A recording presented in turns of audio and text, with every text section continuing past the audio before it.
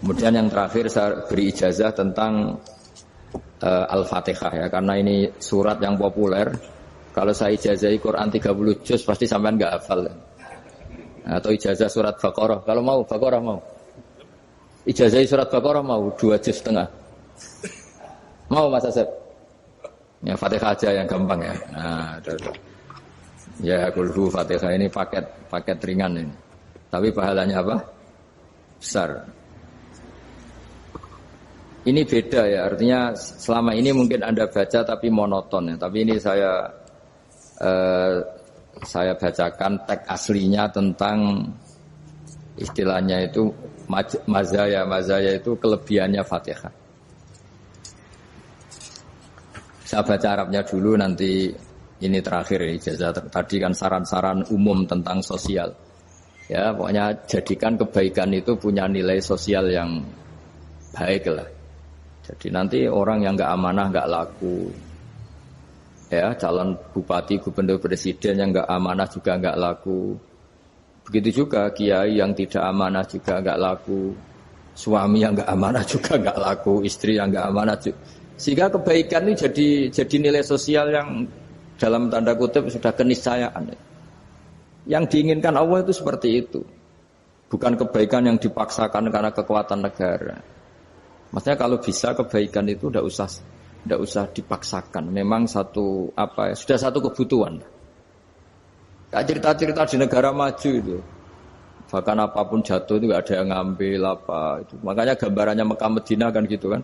Barang jatuh nggak ada yang berani apa ngambil itu, saking sudah jadi sistem. Sehingga banyak negara di Eropa itu yang sampai nggak punya tentara, nggak punya polisi karena kebaikan itu sudah. Nah kita kan masih capek, polisinya aja capek, apalagi masyarakatnya, karena ya kebaikan itu belum jadi nilai apa bersama. Nah kita selain ditopang negara, ada polisi, ada tentara, itu kita usahakan kebaikan itu jadi nilai apa bersama. Ya, tadi wa'tamiru bainakum bima'ruf. Dan kita punya reputasi yang bagus dalam bab ini. Saya masih ingat kecil saya itu yang jilbaban hanya keluarga kiai. Sekarang rata-rata masyarakat itu jilbaban. Dulu yang sekolah SMP, SMA itu jilbaban kadang dulu malah dilarang ya, harus sama seperti itu seragamnya. Sekarang sudah boleh. Dan nyaman. Lama-lama yang dapat simpatik ya yang pakai pakaian model tertutup seperti itu. Lama-lama gamane cara wong golek mantu ya golek yang seperti itu daripada yang blodor. Lama-lama jadi nilai bersama. Ya ingin saya seperti itulah. Di terminal juga sama. Orang mau makan cari warung yang kelihatan ada ayat kursinya, pakai jilbab, atau paling enggak dia enggak mungkin lah nyuguhkan yang tiren atau yang haram. Akan ada garansi sosial, ada apa? Ada garansi apa? Sosial dengan penampilan yang soleh itu kan, masa iya nyuguhkan oplosan babi gitu misalnya itu. Jadi nilai sosial itu harus benar-benar jadi nilai. Sehingga negara biar enggak capek-capek itu. Polisi juga gak capek kan, karena tugasnya corong Jawa mau ngawat-ngawati tok, tapi sudah tidak perlu tegang karena kebaikan sudah jadi nilai apa bersama. Ya, ingat-ingat ya ayatnya tadi, wa'tamiru bainakum bima'ruf. Jadi kebaikan itu harus jadi nilai bersama. Iktimar itu menjadi urusan bersama. Makanya kalau kita rapat besar disebut apa? Muktamar. Muktamar itu urusan bersama. Ya tadi, imamnya sholat juga menopang Gojek karena enggak lama-lama nopang Grab, nopang Kernet, nopang penjaga Indomaret, penjaga bensin, pom bensin. Nah dia hanya punya waktu 5 menit terus imamnya baca Baqarah kan. Iya imamnya mursyid, mungkin dia tambah lama tambah dapat aplaus dari muhibbinnya, tapi makmumnya dia tambah lama tambah dapat penghormatan dari pecintanya, tapi kitanya wah khusyuk wali kan, dia dapat status naik lah. Kita yang sudah tidak ikut jadi wali diganggu apa pekerjaannya. Kalau ada imam seperti itu sampai mufaroqah saja, niat ya Allah sampai sini saja saya makmum orang itu, silakan orang itu punya urusan sendiri dengan jenengan ya sudah, atau salib saja apa ya, itu boleh. Kalau dalam fikih namanya apa mufaroqah. Mufaroqah itu niat, tapi kamu jangan langsung selonong mufaroqah, niat dulu pamit sama Allah bahwa sekarang mau mufaroqah. Ya, tapi ya jadi sholat yang aneh kan, imamnya masih rukuk, kamu terus sujud, terus apa-apa selesai ya. Mungkin dalam pandangan itu orang lain ini maksudnya makmum gimana ini kok begini. Tapi sudahlah Allah Maha tahu. Insya Allah dimaklumi. Ya saya baca tentang Fatihah ya, karena sampean pasti sering baca Fatihah. Supaya sekaligus jadi jimat lah gitu. Jadi kalau kamu sering di jalan-jalan yang mungkin sepi atau mungkin kan tidak semua teman Grab itu nasibnya bagus yang di Semarang Jogja. Mungkin yang di Kalimantan di Papua kan ada yang 10 kilo gak ketemu rumah, ya kan? Ya lihat di TV itu kan kasihan kan. Sudah 10 kilo gak ketemu rumah. Penumpangnya kuwekar preman tuh kan. Ini makan orang enggak kan udah. Kan ujiannya dua. Kalau penumpangnya cantik itu ya kecoba syahwat, kalau preman takut. Jadi orang itu selalu ujian itu. Sing sedengan itu kan jarang orang itu. Jadi kalau penumpangnya perempuan cantik ujiannya itu syahwat, kalau preman ujiannya ketakutan. Kalau orang yang lemah bawa uang ujiannya kamu ingin garong. Jadi hidup itu memang semuanya ujian. Liyabluwakum ayyukum ahsanu amala. Makanya saya sering ditanya oleh teman-teman, Gus, nah ujiannya kenal wong wedok elek piye sama, kenal wong ayu ujiannya syahwat, kenal wong elek ujiannya ngenyek, itu sama-sama dosa. Syahwat ya dosa, ngenyek juga dosa. Wah elek keriting untune metu ya dosa ngomong gitu. Kadang-kadang orang berpikir enak kancanan wong elek gak dosa. Kata siapa kancanan wong elek itu ya dosa, karena bawaannya ngenyek. Ngenyek itu menyepelekan itu. Makanya saya itu ya nggak mau berteman sampean. Nanti kan bawaannya ngenyek atau seneng ya tidak tahu. Ya sudah ada takdir saja kalau ketemu ya tak ulang ngaji gitu. Tapi ini ngaji terakhir, setelah ini ngaji biasa aja, tidak usah resmi gini. Ngaji kok resmi aneh. Pokoknya nanti suatu saat kalau pandemi sudah berlalu saya akan ngaji Rebone. Lalu ini ngaji. Ini ngaji yang kurang bagus karena ngatur kiai kurang berkah ini. Nanti tapi ya lumayan lah masih mau ngaji. Ngaji kok tanggal ini jam ini. Sekarang suatu saat kamu tak panggil, Mas Wahyu datang ke sini jam ini, tidak mesti bisa. Mungkin pas ada acara apa, maaf ke sini pas ngecek, pas apa. Jadi ya sudah tapi tak maafkan, enggak apa-apa. Takdir ya. Tak bacakan, supaya sampean tahu keramatnya Bismillah. Nah sebelum saya bacakan Bismillah Fatihah, tak beritahu tentang ilmu tafsirnya, karena ini penting sekali. Fatihah itu dawuhnya Allah, tentu itu dawuhnya Allah. Saya ulang lagi, itu kalamullah. Tapi yang sudah diberikan kesampaian ke kita semua. Sehingga seakan-akan itu menjadi dawuhnya kita ke Allah. Jangan salah loh ya. Fatihah itu dawuh Allah, tapi sudah diberikan ke kita. Sehingga posisi kita itu yang punya itu. Nah kenapa ini perlu dijelaskan? Karena nanti ada kalimat iyyaka na'budu wa iyyaka nasta'in. Kalau itu masih kalam Allah, berarti Allah ngomong ke kamu, ngendikan ke kamu, kepadamu aku menyembah. Masa Allah menyembah kamu? Nah, sehingga ilmu tafsir itu menyelesaikan itu dulu ya. Saya ulang lagi ya, sebelum sampean sering baca Fatihah, aku yakin ya sering baca. Tapi barokahnya ndak paham itu ndak pernah janggal. Enggak paham itu ya penting supaya ndak iskal, ndak janggal.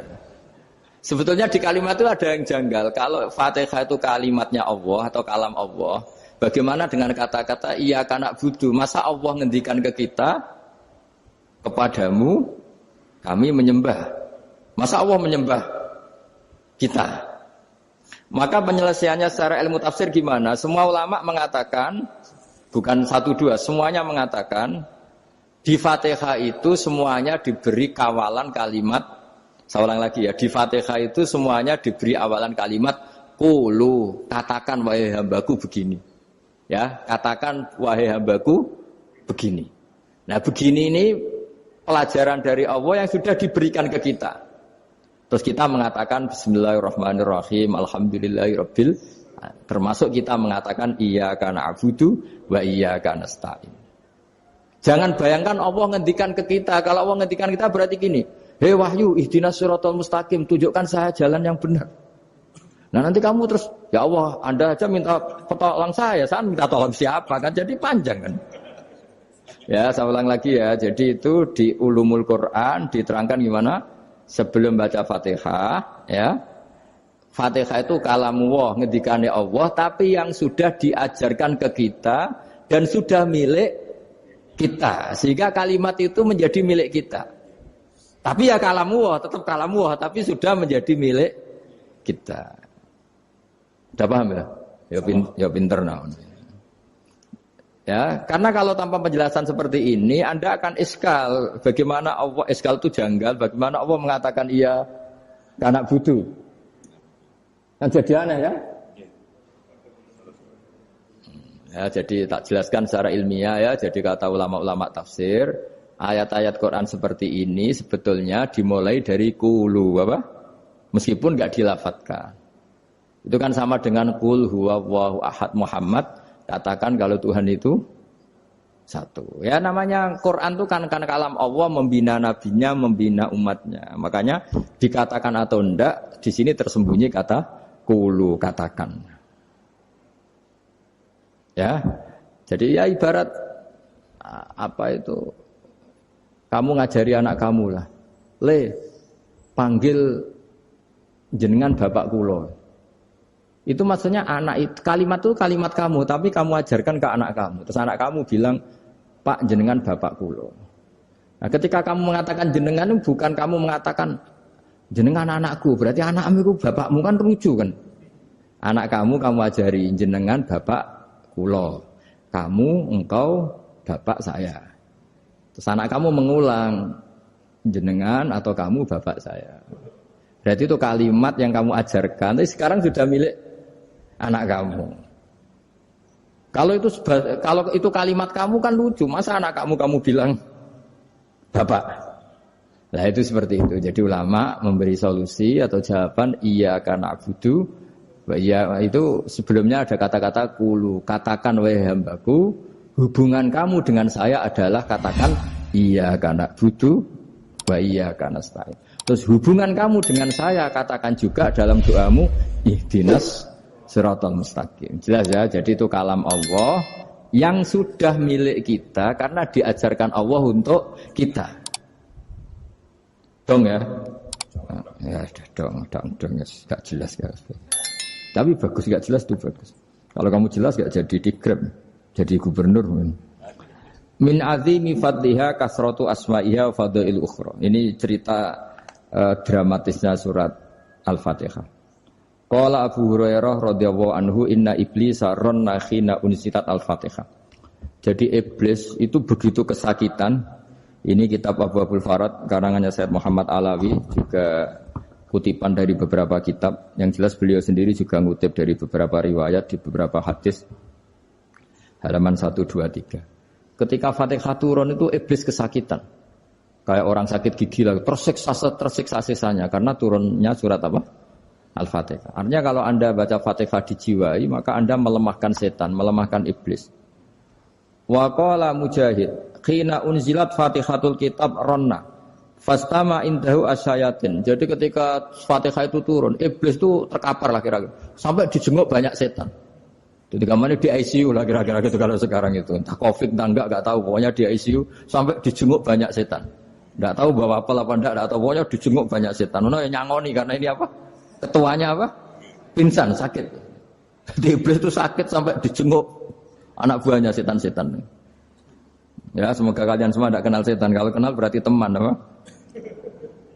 Wa qalu misla dzalik. Wa qala lahum laisa mimma taquluna syai'un walakin unzilat suratun laisa ajruqa ilya illa an harramahu alaihi nar jahannam. Saya ini bukan sakit fisik kata iblis. Kamu tidak usah jenguk saya, datangkan dokter terbaik, tidak usah. Saya ini tidak sakit fisik. Saya ini sakit karena ada surat yang diturunkan, yang pahala yang melafadzkan surat itu pasti selamat dari neraka. Padahal misi terbesar saya ini supaya manusia masuk neraka. Sekarang punya tamengnya. Wah pusing kan? Ya seperti orang lah goda sampean ternyata sampean setia itu kan pusing. Nah ternyata tidak setia itu yang akhirnya ribet kan itu. Jadi iblis itu cita-cita terbesarnya kan semua orang itu masuk neraka. Nah sekarang turun satu surat yang gara-gara surat itu siapapun yang baca dijamin selamat dari neraka. Jadi walakin unzilat suratun laisa ajru qailiha illa an harramahu alaihi nar jahannam. Karena jadi dia shock lah itu. Kalau orang di Jawa itu bilang shock. Aduh, sial nasib saya ini umat enggak bisa saya goda lagi karena punya tamengnya tadi punya. Qad batala kaidukum wa makrukum. Rekayasa kalian sekarang itu tidak ada gunanya semua. Nah, ini alhamdulillah di Indonesia kelihatan kan banyak yang miskin, banyak yang susah. Tapi selagi mereka masih sholat, itu keinginan mencari halal itu masih tinggi. Kayak apa kita di tengah kota, jauh dari anak istri, jauh dari tetangga. Biasanya kalau orang jauh dari anak istri, tetangga kan sakar PDW. Tapi yang soleh masih banyak, sudah jauh dari keluarga tetap lurus. Loh, kalau yang dekat lurus kan wajar, konangan wong akeh kan. Ini sudah jauh masih lurus. Nah ini nggak lepas dari barokahnya surat apa? Surat Fatihah tadi. Jadi karena ada surat yang menjamin pelafalnya atau qailiha terbebas dari api neraka. Wa qalat as-sayatinul lahu is ayyusa'in ta'muruna ya maulana. Faqala lahum idhabu wajtahidu hatta tukhfilu qulubahum hatta la yaqulu hadhihi surah. Lalu kita gimana? Jari para setan gitu. Lalu kita gimana? Terus kata iblis, sudah bikin mereka lupa sehingga tidak baca lagi. Selagi masih baca kita pasti keok. Jadi kalau sampean sudah jarang baca Fatihah itu berarti sudah bagian dari kemenangan apa? Iblis. Jadi kalau sampean sudah jarang baca Fatihah itu berarti bagian dari kekalahan Anda, kemenangan iblis. Masih sering baca? Berapa kali? Terus apa lagi?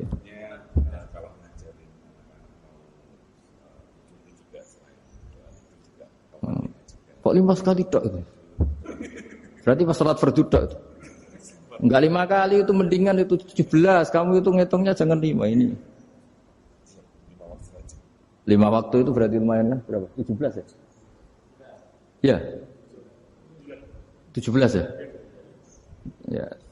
17 tapi kalau makmum tuh sering separuh kan, apalagi makmum tarawih. Ya kan? Makmum tarawih itu bacanya Fatihah ada yang sempurna enggak ya? Ya enggak lah. Baru alhamdulillah rabbil alamin mampu ruko ikut ruko ini gitu. Makmum kan yang tarawih lah. Kalau tarawih jarang sempurna ya. Fatihahnya itu. Kan imam sudah ruko. Kamu bacanya Fatihah sampai mana tuh? Baru setengah ya. Ya paling pas tarawih aja kan enggak sempurna ya. Apalagi kalau imamnya sing kilat tuh waduh malah. Nah, ketika Fatihah itu sebegitu keramatnya, sebegitu topnya, itu setan rapat, singkat cerita itu yang tadi dipimpin oleh iblis yang sedang terkapar apa? Terus tali obatnya enggak ada, cuma dia shock karena ada surat yang turun yang melafatkan itu pasti selamat dari apa? Neraka. Nah, ini gimana saran Anda? Sarannya adalah bikin orang-orang itu lupa enggak baca Fatihah. Nah, ini rapatnya iblis. Idzabu wajtahidu hatta tufilu qulubahum hatta la yaqulu hadhihi surah. Kala yuksiru qira'ataha wa la yakunu lahum ajrun wa thawabun bal yakunu lahum adzabun wa iqabun.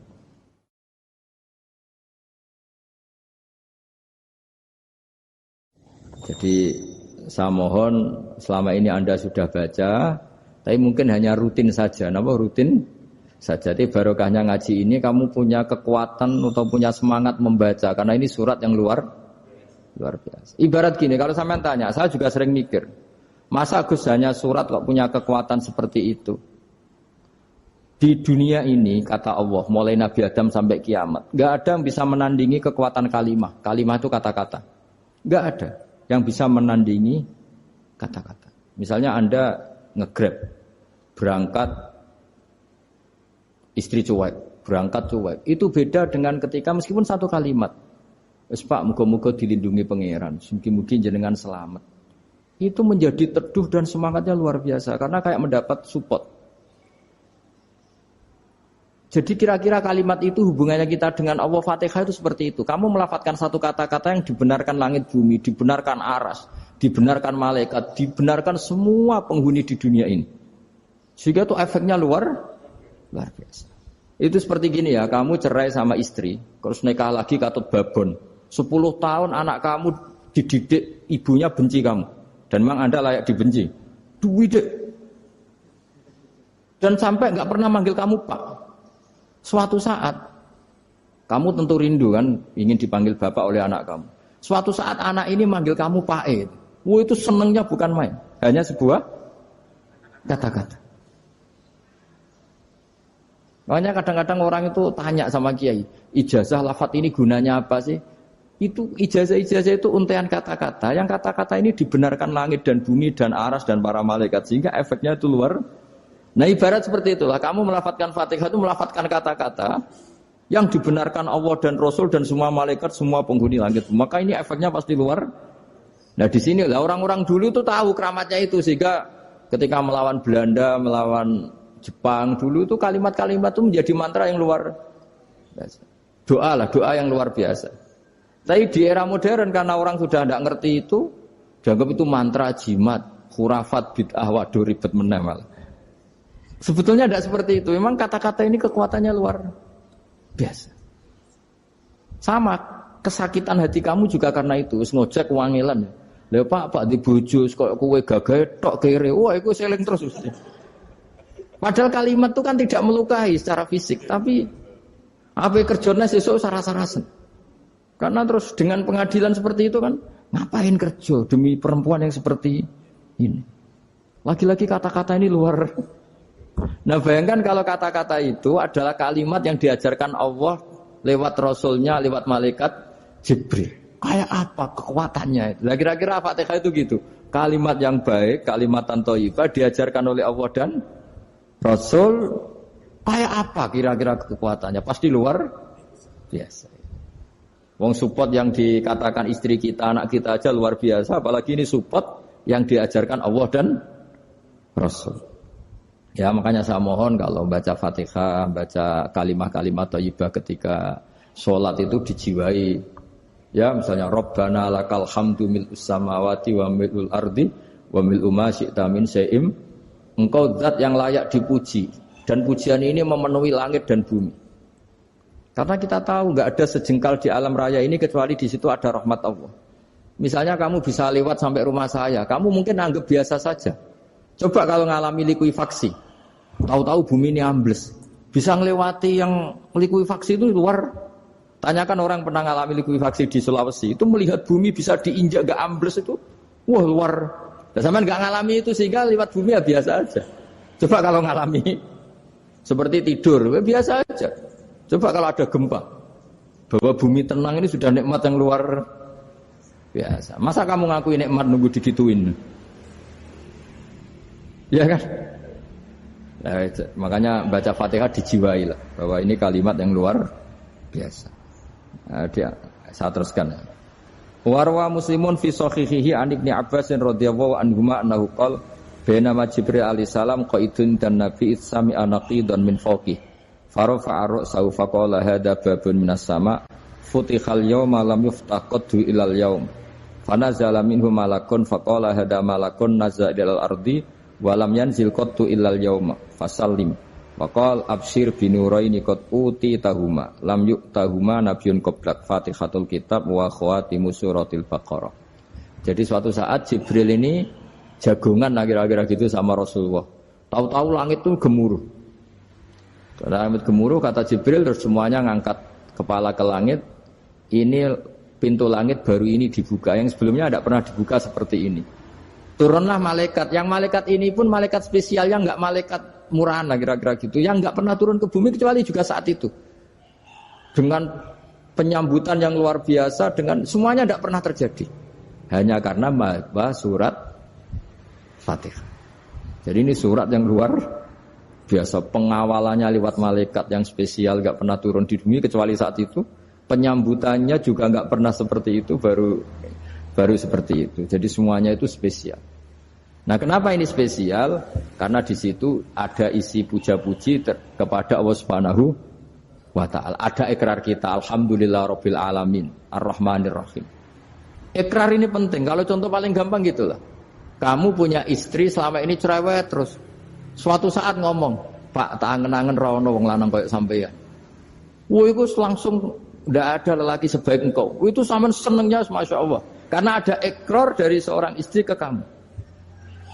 Nah bayangkan kalau ikrar kita sebagai hamba diakui oleh Allah Subhanahu, maka ikrar ini akan dicatat sebagai kebaikan kita yang kita panen nanti di akhirat. Karena ada ikrar. Kita ikrar bahwa alhamdulillahirabbil alamin, kita ikrar ar-rahmanir rahim, kita ikrar maliki yaumiddin, kita ikrar iyyaka na'budu wa iyyaka nasta'in. Ya, sampean misalnya jadi orang Indonesia, ketemu orang Indonesia yang makmur di Jerman, terus lupa Indonesia. Kamu orang Indonesia, enggak, saya ada orang Indonesia. Mangkel gak kira-kira? Mangkel. Karena salah ikrar kan gitu. Ya, jadi saya mohon jangan anggap kalimat itu hal yang biasa, tapi luar biasa. Nggih, ngoten mawon. Assalamualaikum warahmatullahi wabarakatuh.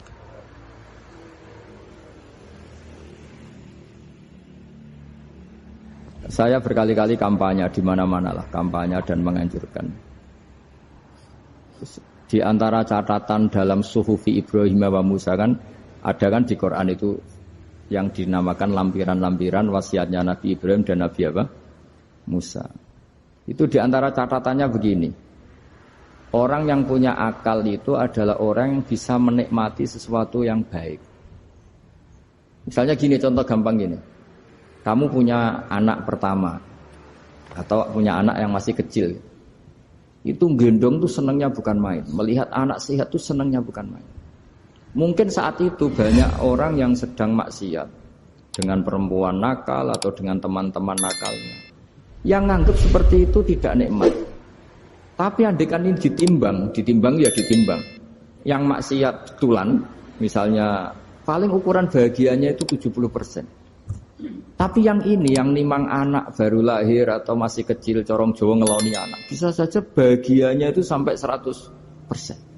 Artinya selama ini kesalahan kita adalah nganggap maksiat itu pasti menyenangkan dan taat itu tidak menyenangkan. Makanya saya berkali-kali fatwa, untuk melawan kenikmatan maksiat, orang harus terbiasa menikmati taat, menikmati kebaikan. Jangan kira kita nimang istri nikmat, nimang anak nikmat, ketemu teman yang lama tidak ketemu juga nikmat. Artinya kita akan melewati berjam-jam untuk jagungan sama teman, sama anak, sama istri.